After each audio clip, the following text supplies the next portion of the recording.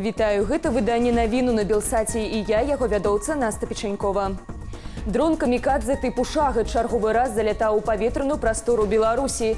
Ён перасек нашу мяжу ў кірунку Брагіна з боку Чарнігаўскай вобласці Украіны. Паводле праекту маніторынгу ваеннай актыўнасці беларускі гаён дрон правёў на тэрыторыі Беларусі каля 20 хвілінаў. Затым прыкладна каля 3 гадзіне ночы ён пакінуў нашу паветраную прастору, узяўшы курс у бок Чарнобыльскай зоны. Беларускі гаён таксама паведаміў, што момант заходу «Шага» та дзяржаўны знішчальнік паветраных сілаў Беларусі ў неба не падымалі.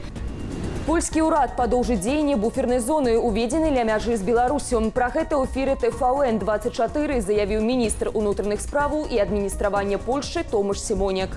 Паводле міністра, хутчэй за ўсё, такая пастанова будзе дзеяць 13 верасня. Сімонік таксама зазначыў, што сітуацыя на мяжы з Беларусі апошнім часам больш спакойная, чым у пачатку года. Забарону ўвялі з мэтай узмацніць бяспеку на фоне росту пагрозаў і напружанасці ў рэгіёне. Так званая буферная зона ўздоўж мяжы з Беларусю дзею в аколіцах Белавежскай пушчы. Яна мае шырыню ад некалькіх соцень метраў да пары кіламетраў. Зона абмяжоўвае доступ грамадзянаў і транспартных сродкаў на пэўных участках мяжы, што дазваляе Польшчы больш эфектыўна кантраляваць міграцыйныя плыні і перадухіляць незаконнае перасячэнне мяжы.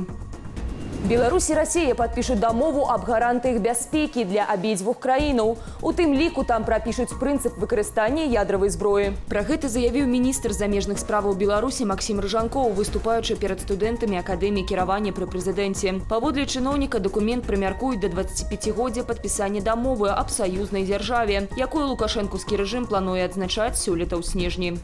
Плануем падпісаць з Расіяй міждзяржаўную дамову аб гарантыях бяспекі дзвюх краінаў, дзе будзе закладзены прынцып выкарыстання ядравага ўзбраення і звычайнага ўзбраення, а таксама іншых метадаў абароны абедзвюх краінаў. Затрыманая па запыце рэжыму Лукашэнкі і пазней вызваленая ў Арменіі беларуска Діяна Маісеенка папрасіла палітычнага прытулку. Да суда, на якім разгледзець пытанне экстрадыцыі, дзяўчына застанецца ў Арменіі. Ёй забаронены выезд з краіны. У 2022 годзе Діяна выехала з Беларусі, бо асцерагалася палітычнага пераследу. Паводле армянскага адваката Маісеенкі яна праходзіць паводле крымінальнай справы разам са сваім бацькам Алексеем Іванюшыным. Мужчыну асудзілі ў 2021 годзе за нібыта гвалт над супрацоўнікам міліцыі, а ў 2023 адбылося перазатрыманне, цяпер ужо паводле народнага артыкулу, за ўдзел у паслявыбарчых пратэстах. Діяну Маісеенку затрымалі 2 верасня на грузінска-армянскай мяжы. Дзяўчына не ведала, што яе абвесцілі ў вышук. Пазней офіс Светланы Ціхановскай са спасылкаю на ўрад Арменіі заявіў, што краіна не будзе выдаваць рэжыму Лукашэнкі пераследаванай з палітычных матываў дзяўчыны. Ігор Букі заваяваў 4-й залаты медаль на Паралімпіядзе ў Парыжы. Гэтым разам яму не было роўных у плаванні на дыстанцыі 50 метраў вольным стылем. У вырашальным заплыве беларус паказаў вынік 23,65 секунды. Выступаў на гэтай дыстанцыі і яшчэ адзін наш суайчыннік Дмітрий Салей. У фінале ён здолеў фінішаваць толькі на 8-й пазіцыі. Сёння адбыўся заключны заплыў на Паралімпіядзе для Ігора Бокага. Ён праплыў кваліфікацыю на дыстанцыі 200 метраў комплексным плаваннем і выйшаў у фінал. Раней у Парыжы Ігор заняў першае месца на 100-метроўцы батэрфляе, на спіне і на дыстанцыі 400 метраў вольным стылем. Агулам Ігор ужо 20-разовы паралімпійскі чэмпіён. Расія атакавала Запарожжа. У выніку ракетнага удару загінулі 2 асобы.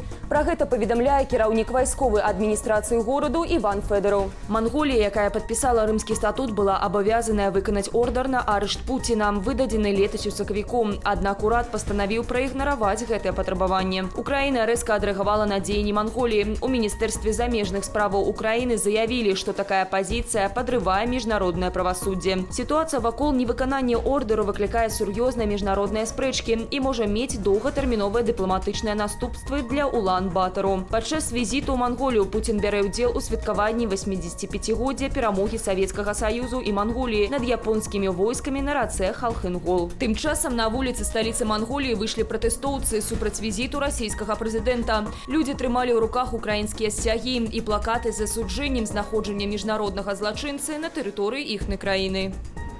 Улады США арыштавалі самолет президента Венесуэлы Николяса Мадура и отправили его в американский штат Флорида. Паводле CNN самолет был куплены у абыход санкций, накладенных на Венесуэлу, и мусить быть конфискованы. Гэты крок был частку санкцыйнага ціску на венесуэльскі рэжым, які Вашингтон абвінавачвае ў парушэнні правоў чалавека и палітычных рэпрэсіях. Міністэрства юстыцыі США подтвердило арышт самолета, заявіўшы, што ён быў набыты за $13 мільёнаў праз падстаўную фірму. Апошнія некалькі месяцаў прэзідэнцкі борт правёў у Дамініканскай рэспубліцы на рамонце. Гэты інцыдэнт выклікаў рэзкую рэакцыю з боку афіцыйнага Каракасу. Ён асудзіў дзеянні США, назваўшы іх чарговым актам агрэсіі і ўмешання ва ўнутраныя справы суверэннай дзяржавы. Венесуэльскія ўлады плануюць аспрэчыць арышт самалёта ў міжнародных судовых інстанцыях і патрабуюць яго неадкладнага вяртання. Хапуну лідзі. Паводле тэлеграм-каналу «Права имеют» сілавікі затрымалі ўладальніцу і частку работнікаў рэстарану «Столле». Прычыною таму паслужылі нібыта экстрэмісцкія выказванні ў інтэрнэце. Толькі на гэтым тыдні ў Беларусі за мірныя акцыі пратэсту пасля выбараў 2020 года будуць судзіць 33 асобы. Паводле праваабарончага цэнтру «Вясна» усім ім інкрымінуюць так званы народны артыкул аб дзеяннях, што груба парушаюць грамадскі парадак. Праваабаронцы зазначаюць, што лідарамі паводле суду на гэтым тыдні зрабіліся Менск і Берасцейшчына. Абраная прэзідэнтка Беларусі Святлана Ціханаўская заклікала падтрымаць рэпрэсаваных людзей. І мы з вами кожны дзень павінны змагацца за іх вызваленне. І я веру, што разам мы здольныя на многае. Сёння мы запусцілі новую старонку на сайце. Там вы знойдзеце ўсе магчымыя спосабы дапамагчы нашым героям і іх сем'ям. Кожны можа зрабіць свой унёсак. Беларускія прадпрымальнікі больш не змогуць арганізоўваць культурна-відовішчных мерапрыемстваў. Гэта вынікае са зменаў, якія Савет міністраў унёс у пералік відаў дзейнасці, якімі могуць займацца іпэшнікі. Гэтае новаўвядзенне выклікана імкненнем дзяржавы ўзмацніць кантроль над правядзеннем масавых мерапрыемстваў. Згодна з новымі патрабаваннямі займацца арганізацыяй такіх імпрэзаў змогуць толькі юрыдычныя асобы. Аднак гэта прадугледжвае стварэнне кампанію і праходжанне дадатковых працэдураў ліцэнзавання. Сёлета з 1 кастрычніка спыняецца рэгістрацыя ІП паводле відаў дзейнасці, што не трапілі ў пералік. Прадпрымальнікам даецца тэрмін да канца наступнага года, каб зарэгістраваць юрыдычную асобу, калі яны хочуць працягваць ажыццяўляць такія віды дзейнасці.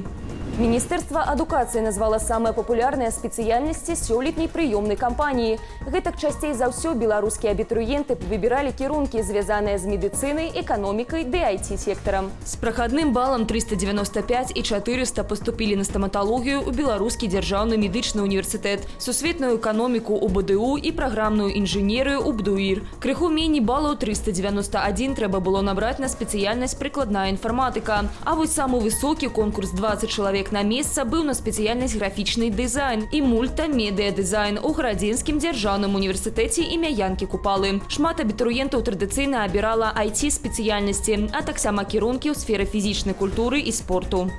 42 жыхароў вёскі Цыкуны Гомельскай вобласці аштрафавалі за купанне ў мясцовым возеры. Напярэдадні дачнікі пратэставалі супраць арэнды гэтага вадаёму.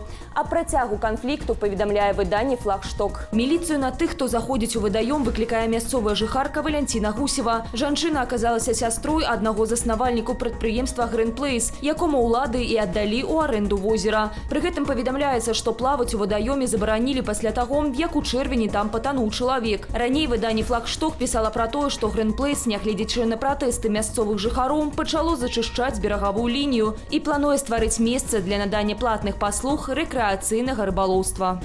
Першы беларускі цыгаретны тытунь вырасцілі на Віцебшчыне. Эксперымент правёў Віцебскі занальны інстытут сельскай гаспадаркі Акадэміі навук. Пра гэта піша сельская газета. Два гатункі звычайнага тытуню, беларускі цыгарэтны і беларускі цыгарны, нядрэнна зарэкамендавалі сябе ў кліматычных умовах Віцебшчыны. Вывеў іх намеснік дырэктара Віцебскага занальнага інстытуту ў навуковай рабоце Віктор Сацішур. Ён азначае, што вырошчванне ўласнага цыгарэтнага тытуню ў Беларусі адкрывае новыя перспектывы для імпартазамяшчэння. Раней гэтая прадукцыя цалкам імпартавалася, але зараз Беларусь зможа часткова задаволіць попыт на цыгарэтныя вырабы за кошт уласнай вытворчасці. У прамысловых маштабах у нашай краіне тытунь пакуль не апрацоўваюць.